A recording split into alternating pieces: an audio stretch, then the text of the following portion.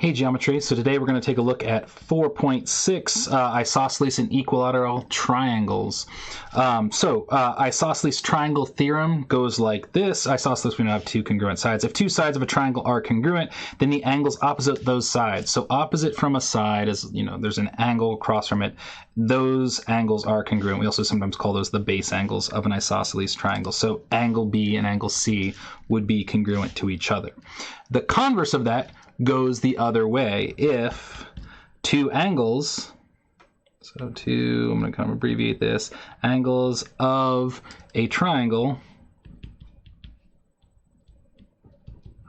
are congruent, then the opposite sides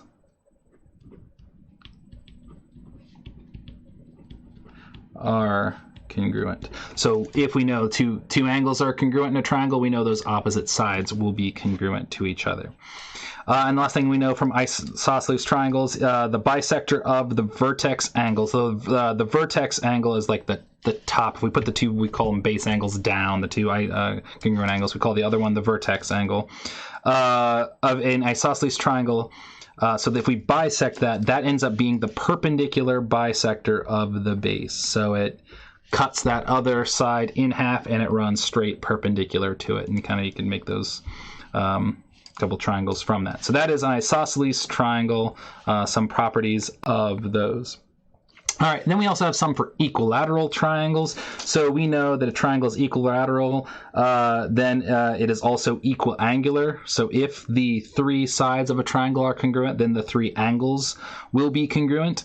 And then the converse of that, if the angles are congruent, if the triangle is equiangular, then we know that the sides are congruent, and so we know that it's equilateral. Laterals are sides, angles, angular. So we have all those different properties that we can use if we know we're dealing with isosceles triangles and equilateral triangles and so on. All right, so I can solve for the missing variables using algebra. So in this case, we know that this is an isosceles triangle here, so we know that this angle here has to be 31 degrees as well. And then what we can do is we know that, the entire angles in a triangle have to add up to 180. So if we do 180 minus 31 or minus 62, we get that this angle here, I'm going to draw an arrow in there. That angle there is going to be 118. So 180 minus 62. And if that's 118, then angle X is 118. All right, the next one, we know that these are equiangular, so we know then all three of these sides are equal. So we know that this is, 2x is the same as 2x. That actually makes sense. And in fact, we could set up an equation with this, but it won't actually help us at all if I say 2x equals 2x. That's not going to help us. What we want to do is we actually can set up an equation here with these other two sides. So if I do this 5 halves x minus 5 equals 2x, this will actually be able to deal with and solve for what x is, and then we can find what the sides were if we wanted to. All right, so we want to get our x's on the same side. So there's a couple ways we could do this. We could subtract x's here. So I could subtract minus 5 halves x from both sides, which 5 halves, this would be like 4 halves, right? 2 is 4 halves. If I take away 5 halves, I have negative 1/5 x. So negative 1/5 x is equal to negative 5. And then if I multiply both sides by negative 5, this will cancel that out, or like negative 5 over 1, that cancels out. And so we get x is, multiply that by negative 5, we get positive 25. That's what we would end up for that one. Never mind there, I screwed that one up. That's why I paused there for a moment. So that's not negative 1/5. Sorry, 4 halves minus 5 halves is negative 1/2. So then if we multiply that by negative 2, this ends up being positive 10. Sorry. So that's 10. And we could have checked our answer here. So that means 20, 20. If I plug in 10 into this, that actually ends up being 25 minus 5, 20 as well. So we get all three of those sides are congruent. All right, our next one, we have an isosceles triangle. So we know that these two base angles are going to be congruent to each other. There's actually a couple of ways that we could try and set this up and solve. I could try and write some equations equal to each other right away, but I've got an x here and a y there. I'm actually not going to be able to solve that. So what I can actually do is use this 52 here, and I'm going to figure out what both of these angles are. So I know that it has to add up to 180, and these two are the same. So I could call this like z and z temporarily and say, you know, there's two z's plus 52 equals 180 and solve for z. Or you can just kind of go follow through logically. So 180, if I take away the 52, so that's going to leave me 128. And then each of those has to be half of that. So 128 divided by 2, we are going to get that this angle is 64. And then this angle is also 64. All right, so I know what the angles are. Now I can actually set up and solve for the two variables. So I have 6y minus 2 equals 64. And then we can also go ahead and solve down here. 4x plus 20 is 64. So add 2, 6y equals 66. Y is divided by 6, 11. Over here, 4x subtract 20 is 44. X is also 11. And so we have, you know, it works out in that case that those two are the same. All right, this next one we have another isosceles triangle. So if this is 2x, we know this is also 2x. So we can actually set up an equation. We know the angles have to add up to 180. So we could set up something where it's like 2x plus 4x is 180. And so we can solve for what x would be, combine all those up, adds up to 8x is 180. And if we do 180 divided by 8, we get x is, it ends up being 22.5 when you divide that up. And so that would be x in that case. All right, in this triangle, we've got another isosceles triangle. So I know that these two angles are the same.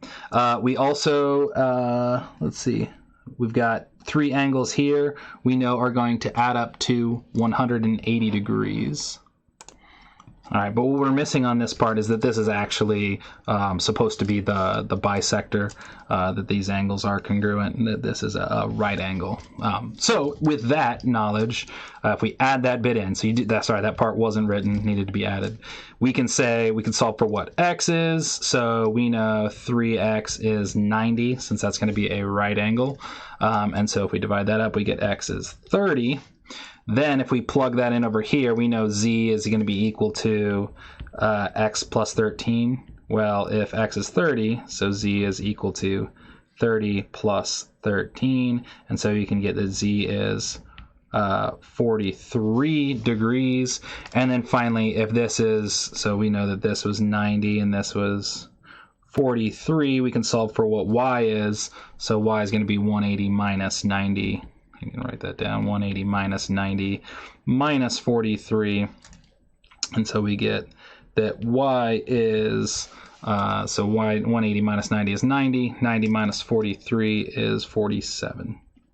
And so we can get those 3 components that way. And of course, again, that did require that we know that this was the perpendicular bisector, or that this was the angle bisector there, right? If we know one, we know the other from up there. Finally here, we've got another isosceles triangle. So we know those sides are congruent because those angles are congruent. Those are the opposite sides. So we can set up x squared plus 5x equals 24.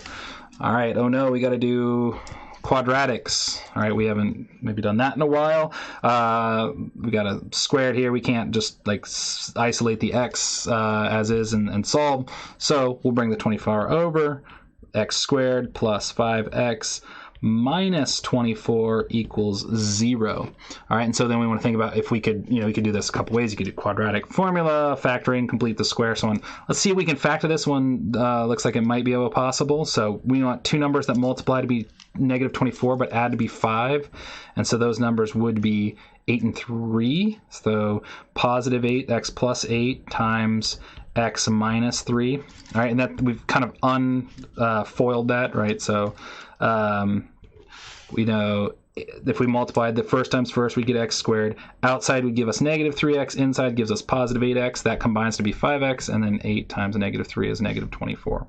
So then we know either of those has to equal 0. So x plus 8 equals 0, or x minus 3 equals 0. If we solve that, we get x is negative 8. And if we solve this, we get x is 3. Well, it turns out in geometry, a lot of times, one of these might not make sense. So we should plug those back in to make sure that it works out. So if I plug in -8 squared is positive 64 minus 40. So that works out. That's 24. All right, that one works out. Let's double check. 3 squared is 9 plus 15 is 24. Actually, they both work out in this case. So, but be careful about that. A lot of times, like the negative, for instance, doesn't make sense in geometry. So whenever you do solve a quadratic, make sure you double check by plugging those answers in.